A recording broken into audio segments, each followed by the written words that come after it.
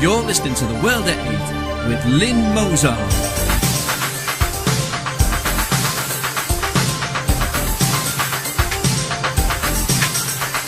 The World at 8, the number one in nationalist news. Highlights of the news today, Friday the 18th of January. Sham marriage gang on trial in Sheffield. Boy 13 who raped a woman gets just 3 years. Kitchen worker jailed for alleyway attack in Newmarket. Car giant Renault to cut 7,500 jobs in France. Germany is bringing gold reserves home. Griffin MEP from the belly of the beast. A mother and her 7 children have been jailed for 15 years in Egypt for converting back to Christianity. Islamists destroy pre-Islamic treasures in the Maldives.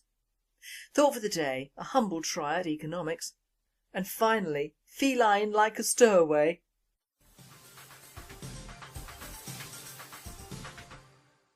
UK news. Sham marriage gang on trial in Sheffield. Talib Hussein, an immigrant, paid for Eastern European women to fly to Pakistan and pose as the wives of Pakistani men in series of sham marriages. The men then applied to live in the UK under EU border laws which allow the spouse of EU citizens to live and work in the United Kingdom. Talib Hussein, who has 5 children himself, all living off the taxpayer for their education and welfare, is in the dock as his trial continues. Hussein, his wife and 7 other members of his gang appeared in Sheffield Crown Court Thursday. They'll be sentenced for various immigration offences. Uncertainty surrounds fate of British hostages at Algerian gas field. Around 20 British hostages remain unaccounted for in the Algerian army's standoff with Islamic terrorists at the Amenas gas field in Algeria. We will of course keep you updated. Newmarket, a kitchen worker jailed for alleyway attack. A kitchen worker who tripped a young woman to the ground as she walked home alone along a town centre alleyway in the early hours of the morning and tried to sexually assault her has been jailed for 14 months. Jakir Hussein grabbed hold of the terrified woman's arms during the attack, which happened near a graveyard, and tried to pull down her trousers, Ipswich Crown Court heard. She later told police she thought she was going to be killed and had suffered nightmares since the attack in August last year. Hussein, 27, of Barham Close, Newmarket, admitted committing battery with intent to commit a sexual offence and was jailed for 14 months and ordered to sign the sex offenders register for 10 years. A World at 8 spokesman said 14 months is bloody pathetic. A boy of 13 who overpowered a woman then raped her in front of his 2 friends will spend just 3 years locked away for his crimes. Bilal Khan, thought to be one of the youngest convicted rapists in Britain, targeted the 20-year-old as she walked home. He subjected her to a severe beating and then screamed at her, "Do what I say or I'll kill you," before putting her through the ordeal of a terrifying sex attack. He then stole her bag and phone and even took a call from his victim's boyfriend, to whom he bragged about what he had just done. But after pleading guilty to charges of rape and robbery, the teenager was sentenced to just 3 years because of his age, and also because he said he was sorry.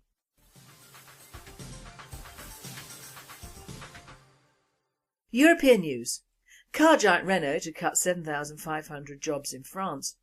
There was more bad news for France's ailing car industry on Tuesday when Renault announced it would be slashing its staff members by 7,500 by 2016. The company will shed 5,700 jobs through natural attrition, with the balance coming from the extension of an early retirement programme subject to agreement with unions, a spokesperson said.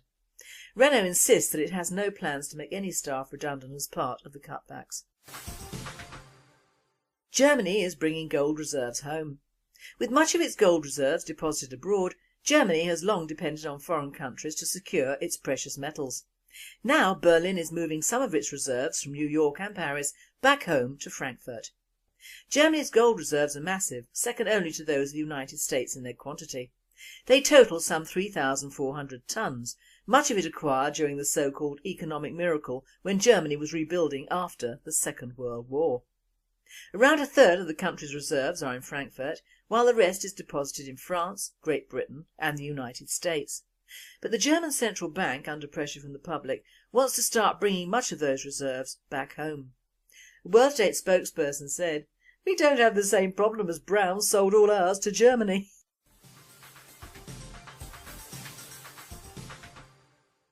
I now hand you over to Nick Griffin MEP, who'll be talking today on his response to the IRA Sinn Fein attack on the British National Party and also pretty girls in boots. The EU beast was in its Strasbourg lair this week, and I was there to keep an eye on it for you as usual. A bit of snow on the ground had the welcome effect of bringing a lot of the female assistants to work in a fetching variety of boots and tight trousers. It's times like that when you get an insight into just how many of the male assistants are on the other bus. Stunning girls catwalk through the corridors past little groups of young men who, out in real world, would fall silent with dropped jaws. In Parliament, they don't even notice. They just carry on simpering about composite amendments to the regulations on the labelling of orange juice, or, more likely, their weekend shopping plans. Still, I suppose it's great for the lads who are straight. One female who certainly doesn't turn heads is the hard-faced IRA member, Martina Anderson. Sinn Fein's Northern Ireland MEP served 13 years in prison after being caught as part of the IRA's mainland bombing campaign. As such, she was, and remains, a close comrade to the cowardly vermin who brought murder and mayhem to London and Birmingham and slaughtered and maimed children in Warrington and with the M62 coach bomb. None of which stopped this Marxist arch-hypocrite from standing up this week in the parliamentary chamber and attacking the British National Party because some of our activists in Northern Ireland have rightly been involved in their community's protests at the decision to restrict the flying of the Union flag over Belfast City Hall. This woman, who played an active role in the bloodiest terrorist bombing campaign on the streets of England, that is until her Islamist allies got in on the act, actually had the nerve to complain about some of the protests being illegal. She went on without a shred of evidence to accuse the BNP of orchestrating the violence. Unfortunately, Anderson made her allegations during the late evening free-for-all session, when a limited number of MEPs get 60 seconds each to raise any issue they want. Not knowing she would do so, I wasn't there to pull her up.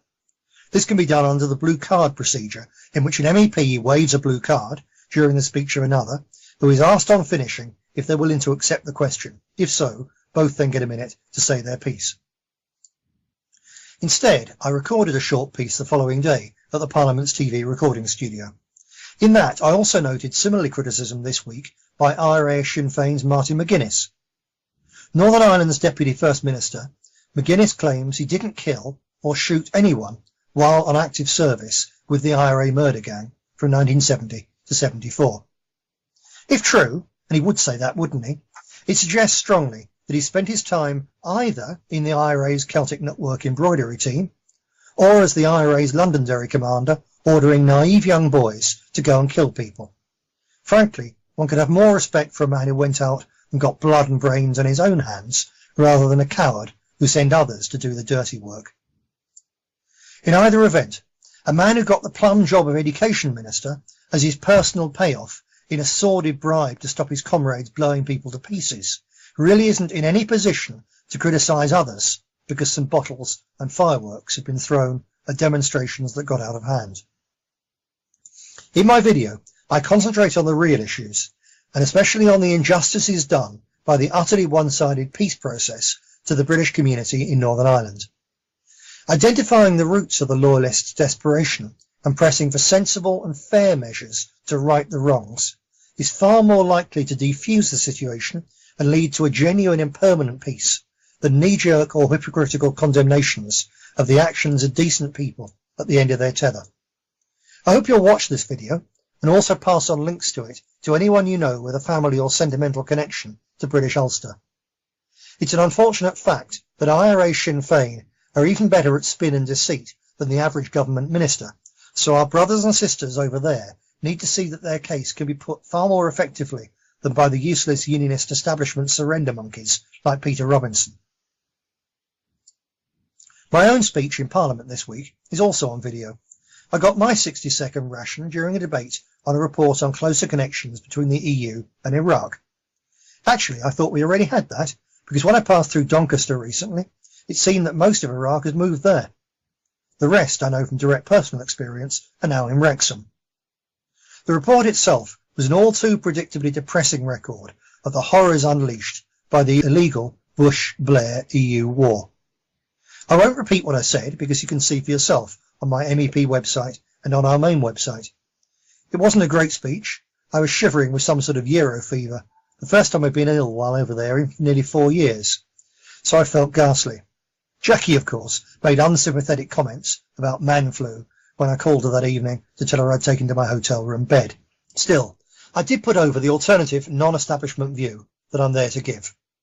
I hope you'll take the literal 1 minute to watch it. So all I'll add is that one of the concerns of the globalist MEPs is the brutal oppression of women and girls in the new Islamised Iraq. From being shut out of jobs right through to the return of female genital mutilation, their experience of post-war Iraq is a deeply unhappy one. It wasn't like that before the Eurocrats threw their rhetoric behind the weight of British armour, money and blood in Blair's war for oil and for the Labour Party's Zionist financiers. Saddam Hussein's government, while not perfect, lifted the women of Iraq a long way out of the medieval Islamism and chattel status that had been their lot for centuries. My late father-in-law, Reg Cook, was a highly qualified scientist who worked on international sales for the once great Northwest company, Pilkingtons. He did a lot of export business in Iraq in the years after its war with Iran. In those days, of course, the Americans and their Westminster puppets regarded Saddam as our bastard and sold him all the arms he needed to fight the larger forces of the Islamic Republic of Iran to a bloody standstill on First World War proportions. The combination of the deaths of so many young men with the drive to educate girls and allow women to climb the employment ladder meant, Reg told me once, that the majority of the Iraqis he dealt with, highly qualified scientists and top negotiators alike, were women. 179 futile British deaths and £10 billion, and still rising later, those women and their daughters are now back beneath burqas and struggling to cook the evening meal despite the frequent collapse of the electricity supply. Never mind, it made Halliburton over $17 billion between 2003 and 6 alone, which will have made the likes of George Bush, Dick Cheney, Frank Gaffney and the other neocon crooks very happy indeed. Incidentally, we had a vote this week on the establishment of a tribunal for Iraqi war criminals. Naturally, I voted to see Tony Blair dragged in handcuffs to The Hague, but I was... Incidentally, we had a vote this week on the establishment of a tribunal for Iraqi war criminals. Naturally, I voted to see Tony Blair dragged in handcuffs to The Hague, but to their shame, only one other British MEP did so. Meanwhile, the disasters caused by the political elites meddling abroad and social engineering at home continue to pile up, like the corpses in the morgues in the ruins of Iraq. They and their Wahhabi allies in the Gulf oil states have plunged Syria into civil war. Their banksters' crisis is entering a new and dangerous phase with race-to-the-bottom devaluations by the major currency blocs. Desperate Greek families are putting their children into orphanages rather than see them slowly starve to death. Teenagers attending parties in Greece now take bottles of heating oil rather than wine. The BBC, of course, prefer to concentrate on the plight of the gangs of criminal illegal immigrants now that Greek nationalists are organising community defence teams to make up for the absence of the virtually bankrupt police and protect innocent people and their property from a tidal wave of imported third world criminality. And here in Britain, it's just starting to sink in that our own overburdened social services and benefits budget face further hammer blows at the end of the year when the temporary restrictions on immigration from Bulgaria and Romania expire. As has already been widely reported in the tabloid press, government ministers won't even tell us how many extra sponges and cheap labour competitors they're expecting this to dump on already deprived parts of Britain. Migration Watch have estimated 300,000, which is an awful lot of houses, dole queues, higher taxes, beggars and criminals. Despite the media coverage focusing on the coming arrival of hundreds of thousands of Roma gypsies, there is an additional factor that will make this a disaster for Bulgaria and Romania as well as Britain.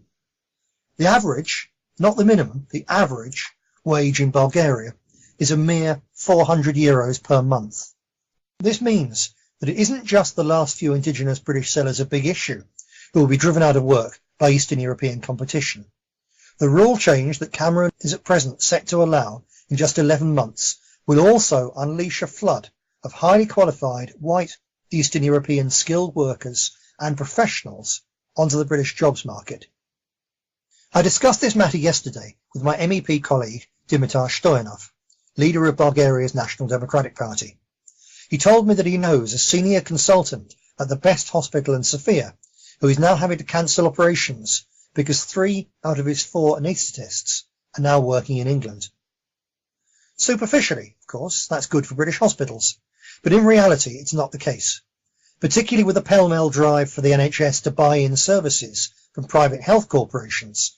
The arrival of a new influx of health professionals willing to accept much lower wages than their British counterparts will drive down wages. But the money saved will not be ploughed back into the health service. It'll be siphoned off into the pockets of the bosses of the private companies, which with, of course, kickbacks to the Westminster insider politicians responsible for the stealth privatisation of our National Health Service. And it won't just be medical staff affected.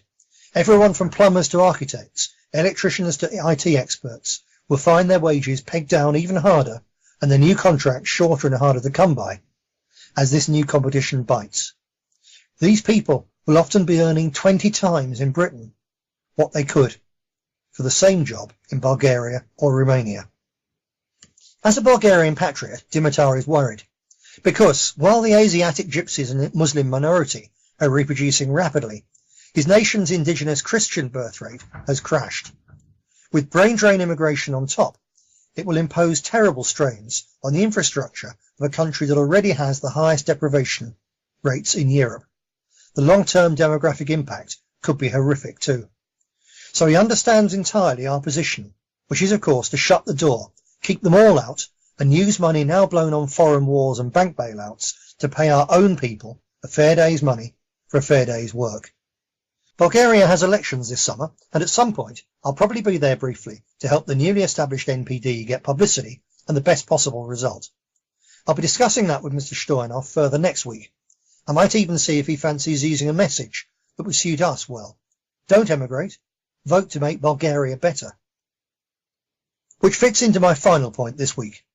As I record this, we're snowed in up in the Welsh hills, and drifting in a bit of wind makes shovelling it away impossible. Although it's in fact nothing more than a normal winter cold snap, thousands of our pensioners will die as a direct result of the combination of the weather and the fuel poverty created by privatisation price hikes, carbon taxes, and an energy policy designed by crooks and Luddite cranks. Don't let any of those sad, lonely, totally preventable premature deaths happen near you. If you're fit and well, get out, knock on the doors of old folk living near you, and check they're still okay. Look up the symptoms of hypothermia, how to save someone, online before you go. Even if they are well, see if they want you to make them a cup of tea and stay for a quick chat. If by chance you're getting on in years yourself and have any problems with being very cold, snowed in or whatever, feel free to call BNP head office. Our call centre staff are now on cold watch, so as a matter of fact, they might call you out of the blue anyway, if you're on our records as a pensioner or disabled member. If you do need to call, please don't hesitate. Our staff will be very happy to give you advice, do their best to arrange for someone local to call around, or just have a quick chat. Because that's the kind of unity and family spirit that our party's about, and it's what we need to make Britain better. Thank you, Nick. As erudite as ever, good luck with your travel in this weather.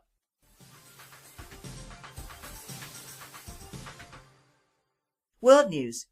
A mother and her 7 children have been jailed for 15 years in Egypt for converting back to Christianity. Nadia Muhammad Ali and her children Mohab, Mejid, Sherif, Amira, Amir and Nancy were sentenced at the criminal court in Beni Suef, 70 miles south of Cairo. Another 7 people involved in the case were also sentenced to 5 years in prison, according to reports.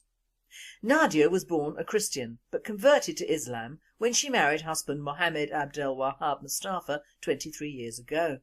He later died and she planned to convert back to Christianity along with her family. In 2004, after converting back to Christianity, they attempted to get new identity cards with their Christian names on them. But one of her children was arrested in 2006 and police became suspicious after looking at his documents and noticing he'd changed his name. He confessed the documents had been changed illegally and Nadia, her children and clerks who processed the identity cards were all arrested and charged. The family was sentenced to 15 years in prison in court last week. Christians in Egypt who convert to Islam have complained they face difficulties if they decide to convert back, especially in changing names on official documents. This leads many people to forge the documents, risking heavy prison sentences. From the Maldives, private broadcaster Raj TV has just aired leaked security camera footage showing a group of men vandalising pre-Islamic artefacts in the National Museum of the Maldives Islands on February 7, 2012. Around 35 exhibits were destroyed when half a dozen men stormed into the museum amid the political chaos of February 7th after former President Mohammed Nasheed resigned under controversial circumstances during a police and army mutiny. The footage shows a group of men entering the museum, knocking over glass cases and smashing Buddhist-era statues. Local daily Haviro reported today that it had learned the men were religious extremists who belonged to a local group. In May 2012, police forwarded cases against 4 suspects involved in the vandalism to the Prosecutor General's office. Police at the time declined to reveal any information regarding the identity of the 4 suspects, and officials at the PGO were unable to confirm today if the cases had been filed at the criminal court. According to the museum director Ali Wahid, the vandals destroyed 99% of the evidence of the Maldives' pre-Islamic history prior to the 12th century, including a 1.5 foot wide representation of the Buddha's head, one of the most historically significant pieces at the museum. An official at the museum told Minivan News following the incident that the group deliberately targeted the Buddhist relics and ruins of monasteries exhibited in the pre-Islamic collection, destroying most items beyond repair. A World Date reporter comments, "This shows exactly the basis of Islamist cohesion and integration, absolutely nil. They have no respect for any other religion or culture other than Islam." Arab Spring countries face social time bomb. High youth unemployment in many post-Arab Spring countries is a social time bomb, the EU has said. On his whirlwind tour of the region, EU Council President Herman Van Rompuy stopped in Egypt and Tunisia on Tuesday. At a roundtable discussion in the Bibliotheca Alexandrina in Egypt, Rompuy said 50 million jobs would need to be created in the next couple of years for all the young people in the region about to enter a severely depressed labour market. Such a dramatic situation is a social time bomb, said Rompuy. A World Date spokesman said, "Well, that's what happens when people deliberately destroy their country's economy in the name of Islam. Rompuy can always make them welcome in Europe. We have loads of jobs apparently and endless money and space to house these future immigrants. Talk about the EU paving the way in Europe." 2 6-year-olds suspended for playing cops and robbers. Last week, 2 6-year-old students from White Marsh Elementary School in Maryland, USA were hauled into the principal's office. Their crime was one for the record books. The boys had committed the unforgivable sin of pointing imaginary finger guns at each other. Since we live in a zero-tolerance world where adults are incapable of discerning imaginary violence from the real thing, Principal Marcia Sprankle suspended the children immediately. And you read that right, they were suspended for the illegal use of finger guns. A nationalist spokesperson commented, "Talk about overkill and hysteria. Better to have little boys playing with imaginary guns than big boys doing the real thing."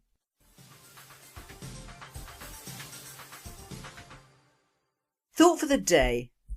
A humble try at economics. Now, no one can say that I am a financial genius. The whys and wherefores of governmental finances do not even touch base with me. I'm dyslexic over actual figures. I reverse the last 2 numbers of digits as my bank managers over the years have had to accommodate, or not, as the case would have it.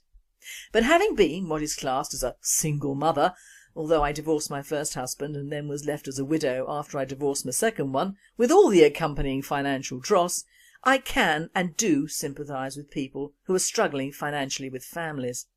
Been there, seen it and got the entire wardrobe of t-shirts. So whilst not in the financial banker's hierarchy, I do know how to make a pound stretch. I also approach our country's financial predicament in a basic, no-nonsense fashion, much like our British National Party. No frills and no sentiment, and what is more important, No class barriers, or rather money barriers as they are now, because class has very little to do with the structure in Britain today. Now I will try to cover the economy, the high street or lack of it, and waste.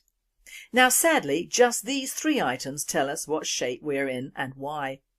Now the economy, a huge subject and one which many feel covers a multitude of sins. Now I do have a lot of time for Little John in the Mail, mainly because although like all journalists he is paid not only for his job but to dislike and vilify the British National Party whenever we get past the media blackout on us, but he is funny and many of his opinions are correct. And unlike our friend Peter Hitchens, his loyalties do not switch from one ethos to another. Little John has put the financial status of the cuts in simple language and one which I can understand. He has simplified the BBC and Guardian figures so they must be right, although the sums involved are, in reality, truly horrendous.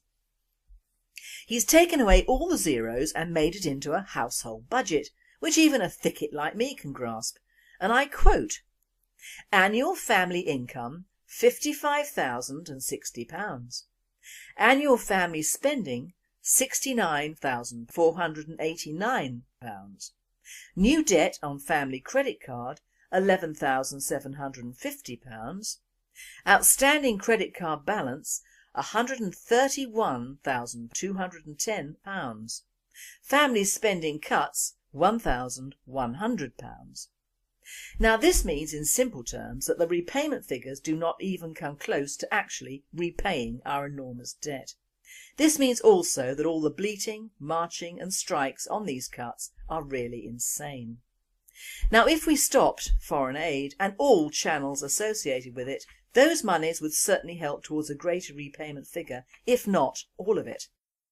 Certainly the large amounts of money paid out for migrants, legal aid, benefits, healthcare, education and you name it, because these services are not provided free of charge to anyone, would also come back into the UK pot.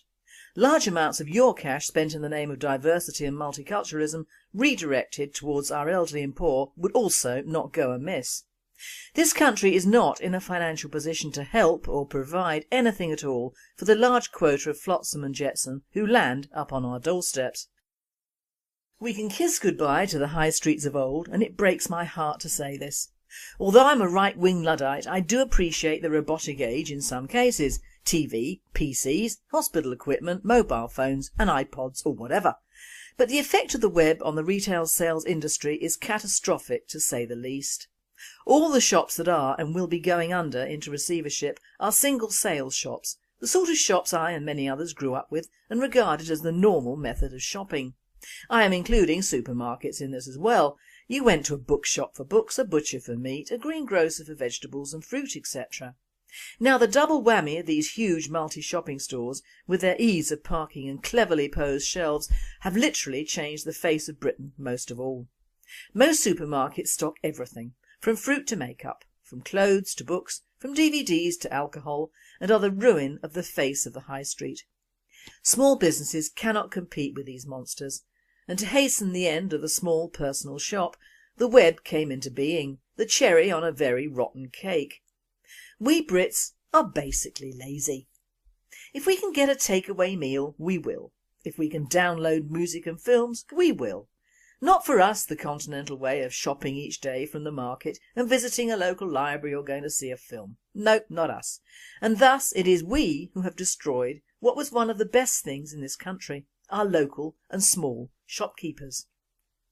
As to our manufacturing, our own greedy business personas have encouraged immigrant workers because they are cheap. Not that they work harder, but when they do work, they're happy to do so for virtually nothing. Even our minimum wage of just over £6 an hour is heaven to someone from a country that only pays £1 an hour. And of course if they do not work they can claim benefits as well. So the sheeples are really paying double dues and at the same time have pushed all the English manufacturing over the years to places like India or China, because apparently it is cheaper to pay for tatty imports than employ your own people to manufacture better quality merchandise. The big thing now apparently is a huge girly bag that's made in China. It looks plastic and awful and is selling for hundreds of pounds. Now English leather used to be the best in the world, closely followed by the Spanish. Now it is Chinese plastic and we think we've done good. England used to boast the best car manufacturers, leather goods, steel, fashion materials, furniture, you name it, and we made it. And we also had the best shops, Liberty's, Harrods, Fortnum and Mason, and the prettiest high streets in the world. Who is to blame? Well, some people would say progress and global economy, and to some extent they would be right. We have sold our souls to the devil, in a sense, for the sake of progress and greed, and successive governments must take the blame for their inactivity and indeed encouragement of massive immigration into this country, which has and is changing the face of Britain. First we had the small takeover of local corner shops, which suddenly stocked booze and were open all hours, and then when the smaller local shops were forced out of business by them and the ever-growing supermarkets, larger foreign-based emporiums slid in and became the norm. Larger shops like HMV and Comet moved from the high street into the new temples called malls, and shopping and business centres which incorporated one of the highlights of the 80s, a Pizza Hut or something similar. So the poor old high street was doomed from then on in. All the small single merchandise shops either went out of business or merged, the larger shops moved out of the high street into parks, and the supermarkets reigned supreme. Did you know that 80% of our children's toys are made in Asia?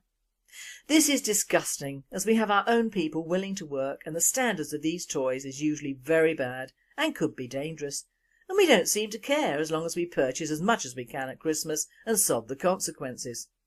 Clean Easy, a firm that used to go house to house with marvellous brushes etc, is now made in China, and believe me, it ain't up to scratch at all. I could go on forever on the rape of our working and shopping practices in Britain, but we can see the result with our own eyes. Somehow there must be a way to stop this rot and try to recover some of our national heritage and shopping standards. Tesco's beef burgers are but a small part of an even larger scam. Talking on beef burgers, the wastage in this country is disgusting and getting worse. And judging from the programme which covered this last night on TV, and which was excellent, the wastage is from the sheeples, not the rich. It is the man or woman in the street, and probably a large percentage of our migrant friends, who are wasting the most. Again, the supermarkets control the farmers' waste, which was the most terrible thing I've ever seen, when people in this country are going hungry, and the poor farmer is trying to accommodate the supermarkets and the EU's ideas on the look of a vegetable. Who cares if a vegetable is odd looking? It's well known that our supermarket bosses would rather import foreign goods than use our own farms. I say back to the good old days with shops that sold what they were supposed to sell, with no aisles full of 2 for 1 and full of crisps, soft fizzy drinks, sweets and ready meals. I'm reminded of a statement from my mother in the 60s, in that it was well known then that the rich had the emptiest dustbins and the fullest were on the local council estates, and that was years ago. So tough though it may seem, when you do see something like an old programme on TV Ladette to Lady, you have to admit they do teach the girls to plan a meal and not waste food. So we need to waste less food, try not to use the web for so much fast or cheap shopping, and generally keep a better house. Any nationalist government would immediately endeavour to bring back local industry and help small businesses. It wouldn't be easy, but the alternative looks pretty bleak. Shabby, shut down high streets, occupied mainly by kebab houses and cheap Asian emporiums, malls slowly closing their doors, large shopping centres likewise, supermarkets reigning supreme with a majority of imported and suspect foods, as our farmers would be forced out of business, and everyone stuck in their houses giving the vast foreign-run internet shops all their money. Put this with the ever-growing prospect of severe overcrowding, and the picture of those people queuing for the January sales will become a normal sight for the few remaining large shops in what once was our capital city. It can be reversed and will have to be, but it will not be easy and relies on the great British public to change their habits, which of course the progressives or the New World Order don't want them to do. Up to now the sheeples have been faithfully following every move of their masters, and the time has come to wake up and use the power that they have. So my thought today is we must respect money, food, our heritage and our future culture. In the words of Del Boy in Fools and Horses, come on now, you know it makes sense.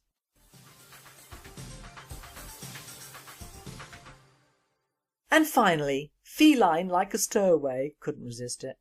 A 2-year-old tabby moggy called Polly spent 2 days shuttling across the South, Wales and the West Country as the intercity service visited London, Swansea, Wiltshire and Cornwall, unfortunately not under her own steam.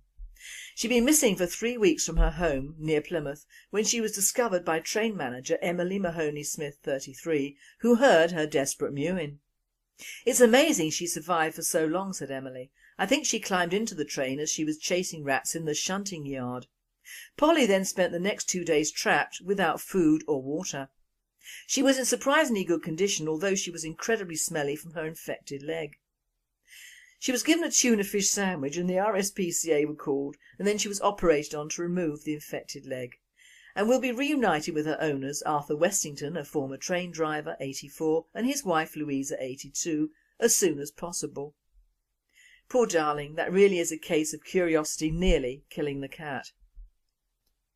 You've been listening to The World at 8. I am Lynn Mozart, and I and the team at World at 8 and Radio Britain wish you all a very happy and a very safe weekend.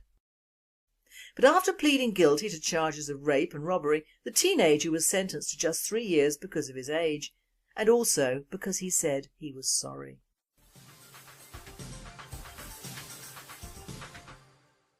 European news. Car giant Renault to cut 7,500 jobs in France. There was more bad news for France's ailing car industry on Tuesday when Renault announced it would be slashing its staff members by 7,500 by 2016. The company will shed 5,700 jobs through natural attrition, with the balance coming from the extension of an early retirement programme subject to agreement with unions, a spokesperson said. Renault insists that it has no plans to make any staff redundant as part of the cutbacks. Germany is bringing gold reserves home, with much of its gold reserves deposited in Egypt for converting back to Christianity. Islamists destroy pre-Islamic treasures in the Maldives. Thought for the day, a humble try at economics. And finally, feline like a stowaway.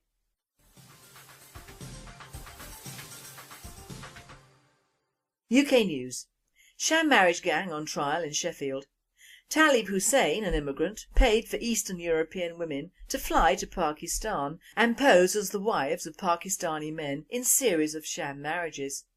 The men then applied to live in the UK under EU border laws which allow the spouse of EU citizens to live and work in the United Kingdom. Talib Hussein, who has 5 children himself, all living off the taxpayer for their education and welfare, is in the dock as his trial continues. Hussein, his wife and 7 others men to be killed and had suffered nightmares since the attack in August last year. Hussein, 27, of Barham Close, Newmarket, admitted committing battery with intent to commit a sexual offence and was jailed for 14 months and ordered to sign the sex offenders register for 10 years. A World at 8 spokesman said 14 months is bloody pathetic. A boy of 13 who overpowered a woman then raped her in front of his 2 friends will spend just 3 years locked away for his crimes. Balal Khan, thought to be one of the youngest convicted rapists in Britain, targeted the 20-year-old as she walked home. He subjected her to a severe beating and then screamed at her, "Do what I say or I'll kill you," before putting her through the ordeal of a terrifying sex attack. He then stole her bag and phone and even took a call from his victim's boyfriend, to whom he bragged about what he'd just done. Members of his gang appeared in Sheffield Crown Court Thursday. They'll be sentenced for various immigration offences. Uncertainty surrounds fate of British hostages at Algerian gas field. Around 20 British hostages remain unaccounted for in the Algerian army's standoff with Islamic terrorists at the Amenas gas field in Algeria. We will of course keep you updated. Newmarket, a kitchen worker jailed for alleyway attack. A kitchen worker who tripped a young woman to the ground as she walked home alone along a town centre alleyway in the early hours of the morning and tried to sexually assault her has been jailed for 14 months. Shakir Hussain grabbed hold of the terrified woman's arms during the attack, which happened near a graveyard, and tried to pull down her trousers, Ipswich Crown Court heard. She later told police she thought she was going.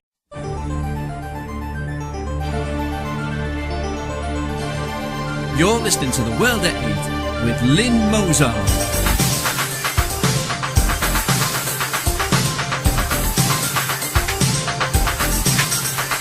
The World at 8, the #1 in nationalist news. Highlights of the news today, Friday the 18th of January. Sham marriage gang on trial in Sheffield. Boy 13 who raped a woman gets just 3 years. Kitchen worker jailed for alleyway attack in Newmarket. Car giant Renault to cut 7,500 jobs in France. Germany is bringing gold reserves home. Nick Griffin MEP from the belly of the beast. A mother and her 7 children have been jailed for 15 years